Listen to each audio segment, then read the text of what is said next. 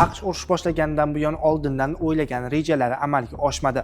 Jumladan Trampning o'z ittifoqchilari bilan maslahatlashmay boshlagan urushida NATO va boshqa do'st davlatlar yordam bermasligini aytmoqda. Shuningdek, AQSh va Isroil 2025-yil oxirida Eronda tartibsizliklarni keltirib chiqarib, mamlakat ichidagi muxolifat orqali hukumatni ag'darmoqchi bo'lgandi. Biroq bu reja ham amalga oshmadi. The New York Times nashrining yozishicha, AQSh va Isroil Eron bilan urush boshlashga tayyorgarlik ko'rayotgan paytda Isroilning tashqi razvedka xizmati Mossad rahbari bosh vaziri Benyamin Netanyahu huzuriga reja bilan borgan. Mossad rahbari David Barnierning aytishicha, urush boshlangandan bir necha kun o'tib, uning xizmati Eron muxolifatchilarini safarbar qilish, bu esa tartibsizliklar va boshqa qo'zg'olonlar harakatlarini keltirib chiqarib, hatto Eron hukumatini ag'darilishiga ham olib kelishi mumkin edi.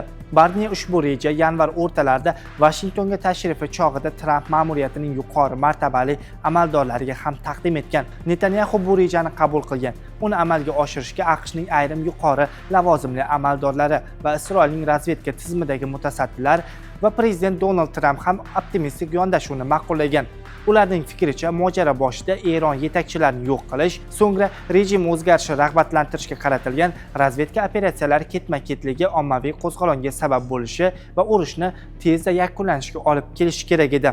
Davlatingizni o'z qo'lingizga oling, u sizniki bo'ladi degan edi Tramp urush boshlangandagi ilk murojaatida eronliklarga qarata. Bundan oldin esa ularga bombardimon paytida panoh topishni tavsiya qilgan edi. Urush boshlanganiga 3 hafta bo'lishiga qaramay, Eronda hali ichki qo'zg'olon yuzaga kelgani yo'q.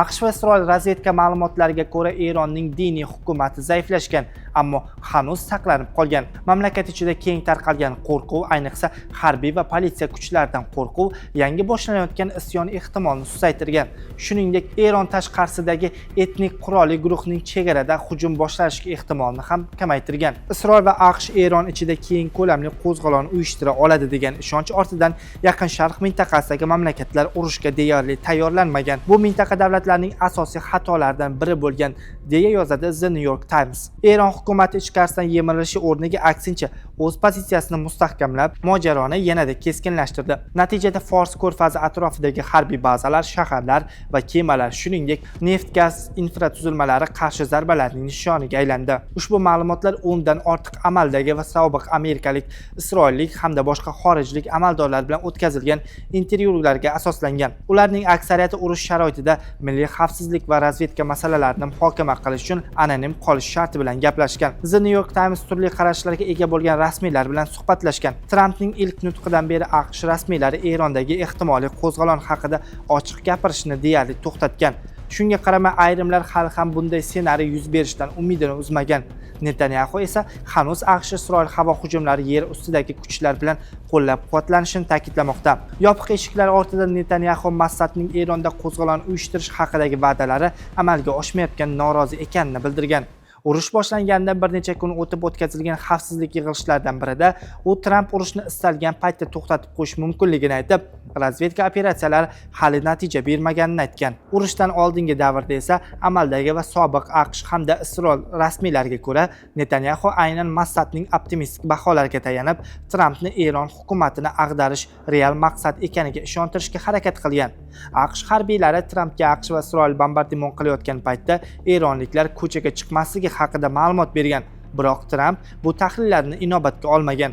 Razvedka ma'lumotlariga ko'ra, diniy hukumatni ag'darib tashlaydigan ommaviy qo'zg'olon ehtimoli past bo'lgan va AQSh-Isroil hujumlari fuqarolar urushini qo'zg'atishiga ishonch bo'lmagan. Tramp o'z ittifoqchilari bilan maslahatlashmay boshlagan urushga 2 hafta o'tib, NATOga a'zo davlatlardan yordam so'ray boshladi. Biroq alyansga a'zo davlatlar va boshqa ittifoqchilar mamlakatlar yordam bermasligini aytmoqda. The Atlantic nashrining yozishicha, Donald Trampning Eronga qarshi davom etayotgan hujumlariga qarshilik tobora kuchayib bormoqda.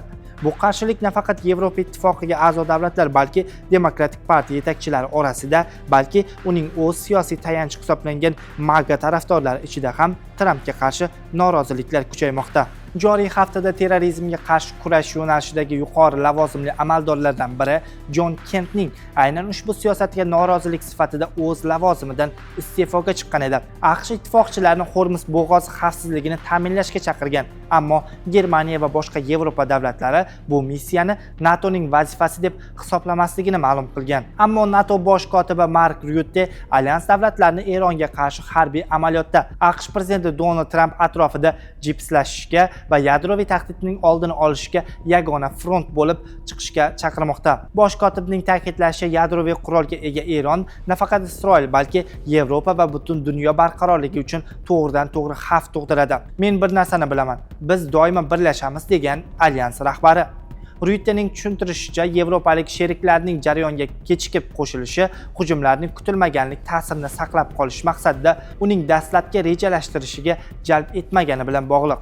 U Shimoliy Koreya bilan bog'liq tajribani misol keltirib, muzokaralar haddan tashqari cho'zilib ketsa, yadroviy qurol paydo bo'lishi va vaziyatni nazorat qilish imkoniyati boy berilishini aytdi. Shu sababli Rutte Trampning harbiy sa'y-harakatlari dunyoning xavfsizlik qilish yo'lidagi qadam sifatida to'liq yoqladi.